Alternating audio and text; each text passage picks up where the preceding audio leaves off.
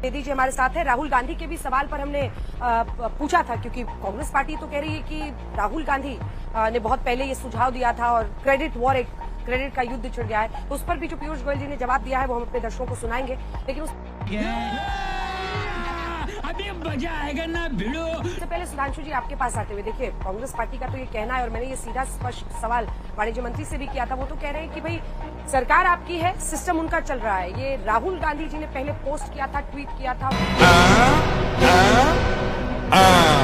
उसमें लिखा था कि 2 स्लैब होना चाहिए, अब जाकर आपने वो किया है, दे रहा है।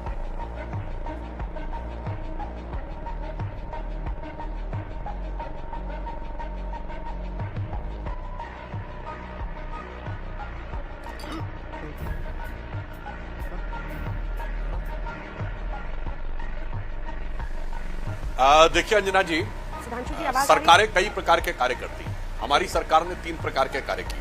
पहला कार्य यह था जो पिछली सरकारें भी कर रही थी और हमने भी किया, तो हमने बहुत बेहतर ढंग से किया, बहुत अच्छे स्केल पे किया, जैसे सड़क बनवाना, पुल बनवाना, रेलवे का इलेक्ट्रिफिकेशन वगैरह वगैरह, दूसरी तरीके की चीजें। और दूसरे कार्य वो होते हैं जो पिछली सरकारें सोचती रही पर कर नहीं पाई, जैसे GST,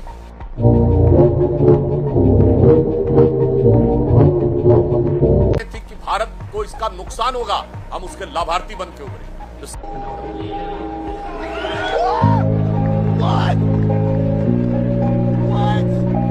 second stage economic reforms आए अटल जी के दौर में, infrastructure project, national highway development project से लेके टेलीकॉम का जो रिवोल्यूशन आया, आज WTO के अप्रासंगिक हो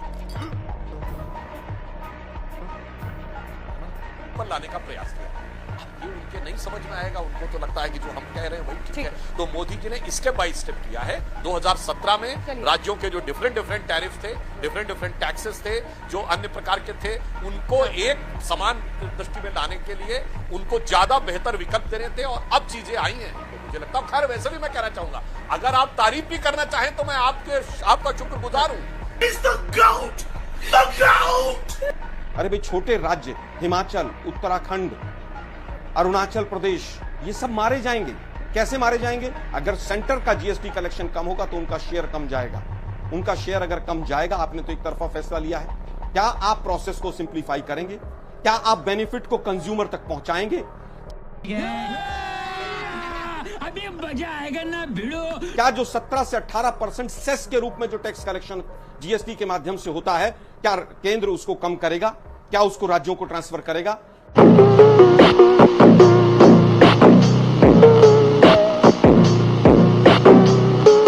और जो 40% का आप सेस लेकर आए हैं तंबाकू वगैरह पर, क्या उसका जो सेस लगेगा, जो स्पेशल टैक्स की कैटेगरी में रखा है, क्या उसको आप राज्यों को देंगे? क्या अगले 5 साल तक आप कोई स्पेशल पैकेज बेस ईयर 24-25 को मानकर क्या राज्यों की अर्थव्यवस्था को मजबूत करने के लिए कोई काम करेंगे? अभी तक कोई क्लैरिटी नहीं है। बस बिहार का चुनाव आ गया, हमें वोट दे दो, हमें वोट दे दो, इसके आगे कुछ नहीं है। 900 चूहे खाकर बिल्ली हज को चली। अभी इनकम टैक्स की बात कर रहे थे कि साहब इनकम टैक्स, अरे भाई पहला देश है। सुधांशु जी, इसका आप एक जवाब दीजिए, फिर मैं जाऊंगी नवल किशोर जी के पास।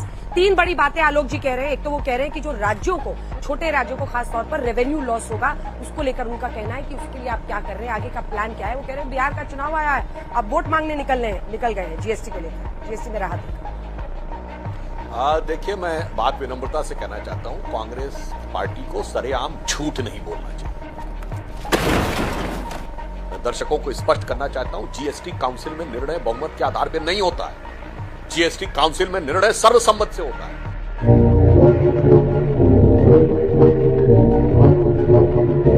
और वो उचित भी है, अन्यथा कल के दिन कोई कहेगा कि जिस पार्टी का राज्यों में बहुमत है उसने अपना निर्णय दूसरों पर थोप दिया। 100% झूठ बोल रहे हैं कांग्रेस के लोग इस समय। 2017-18 में भी हुआ था, और उस समय सदन के पटल पर मुझे 19 में याद है। आप झूठ बोल रहे हैं सर, अपने टर्न पे बोलिए। काहे आप बीच में बिलबिलाए जा रहे हैं भाई? अरे भाई, बिलबिला क्यों रहे हैं? अपने टर्न का इंतजार करिए ना।